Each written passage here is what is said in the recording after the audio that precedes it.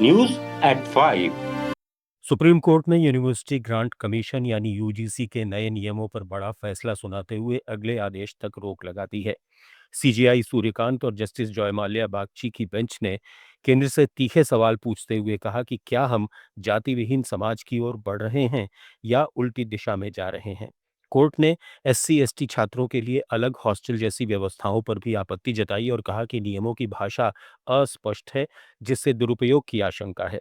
तमिलनाडु के मुख्यमंत्री MK Stalin ने नियमों का समर्थन किया है, जबकि भाजपा नेता बृजभूषण शरण सिंह ने इसे समाज को बांटने वाला बताया है। याचिकाकर्ता के वकील एडवोकेट विष्णु शंकर जैन ने कहा कि सुप्रीम कोर्ट ने निर्देश दिया है कि अगले आदेश तक यूजीसी रेगुलेशन 2012 लागू रहेंगे। मामले की अगली सुनवाई 19 मार्च को होगी। आज माननीय सुप्रीम कोर्ट ने जो यूजीसी रेगुलेशंस नए नियम पास किए गए हैं उस पर सुप्रीम कोर्ट ने रोक लगाई है, उसको एबियंस में रखा है और सुप्रीम कोर्ट ने अपनी पावर्स को एक्सरसाइज करते हुए अंडर आर्टिकल 142 जो यूजीसी रेगुलेशंस 2012 है उनको इन ऑपरेशन किया, उनको प्रभावी किया। अब सुप्रीम कोर्ट ने इस मामले में केंद्र सरकार को और सारे पक्षकारों को नोटिस जारी किया है और इस मामले की अगली सुनवाई 19 मार्च को निर्धारित की गई है। 19 मार्च को क्या कुछ होने की संभावना है? अब कांग्रेस सांसद प्रमोद तिवारी ने कहा कि भाजपा सरकार सिद्धांत भूल गई है। सरकार का काम है कि यदि कहीं अशांति हो तो वहां शांति पैदा करे ताकि लोगों का वास्तविक मुद्दों से ध्यान हट जाए।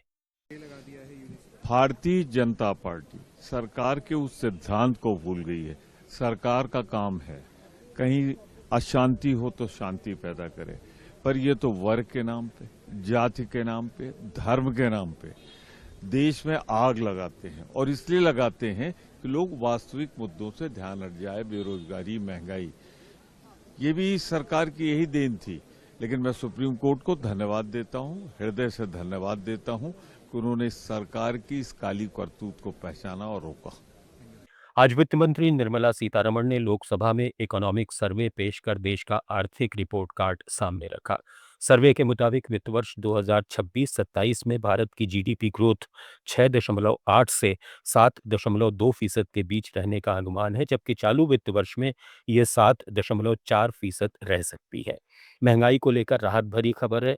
आरबीआई और आईएमएफ के अनुसार आने वाले सालों में महंगाई 4% के दायरे में बनी रहेगी। अच्छी खरीफ फसल और बेहतर रबी बुआई के चलते आरबीआई ने वित्त वर्ष 2026 के लिए महंगाई अनुमान घटाकर 2% कर दिया है।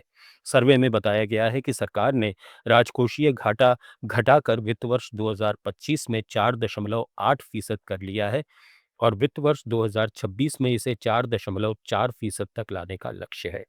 रोजगार, खेती किसानी और विदेशी मुद्रा भंडार को लेकर भी सकारात्मक संकेत मिले हैं।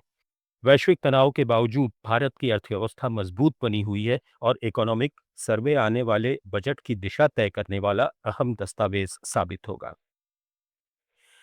इससे पहले प्रधानमंत्री नरेंद्र मोदी ने संसद सत्र की शुरुआत में कहा कि हमारी सरकार की पहचान रही है रिफॉर्म, परफॉर्म और ट्रांसफॉर्म, और अब देश रिफॉर्म एक्सप्रेस पर आगे बढ़ चुका है।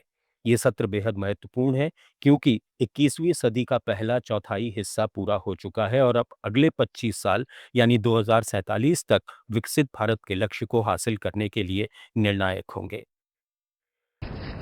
देश का ध्यान बजट की तरफ होना बहुत स्वाभाविक है,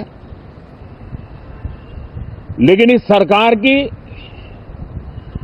ये पहचान रही है रिफॉर्म, परफॉर्म एंड ट्रांसफॉर्म, और अब तो हम रिफॉर्म एक्सप्रेस पर चल पड़े हैं, बहुत तेजी से चल पड़े हैं।